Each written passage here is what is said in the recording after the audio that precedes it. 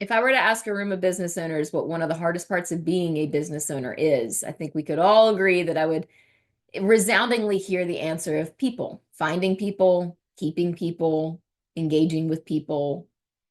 Finding talent is difficult, but keeping talent is even more important. If you don't have a plan to keep them, you had better have a plan to continue to find them. Losing talent is painful, it is expensive, it is exhausting, it is a hit to the team morale, it slows down production. We have to have a plan in place to make sure that we can find the right people for our team and then keep them over the long haul.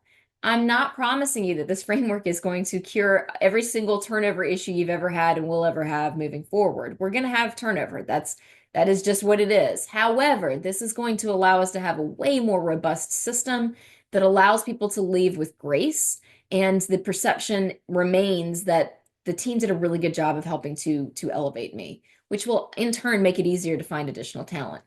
So the system that I'm talking about here is what I call the loyalty loop. And it's a 5-step phase here to finding and keeping people longer term. First step is that we're looking to select the right people. I say all the time, just because someone is talent does not make them talent for your team. There needs to be an alignment in vision, in mission, in culture, the whole 9 yards in order for it to truly be a good hire.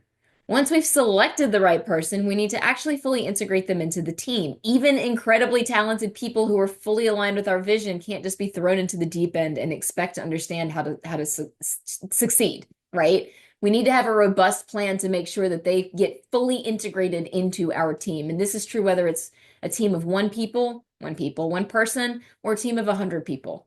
The same is true. Then we've really got to come up with a system, especially for us high D individuals who are go, go, go, and very rarely slow down to congratulate and recognize other people. We have to have a system for recognition on our team. This is true both for wins, but also for struggles. People also want to be helped to be lifted up in times of struggle just as much as they want to be seen when things are going well. And if you miss both of those, you can kiss that talent goodbye. The next stage is elevation, and you're going to hear all the time us talk about, is your world big enough to fit their world into? Have I created a vision that allows for people to elevate and create new positions on the team? Directors of sales, directors of operations, directors of lead gen, lead buyers agents, etc. And then this last phase is oftentimes completely overlooked. This is beyond elevation. This isn't just a new job title and new responsibilities.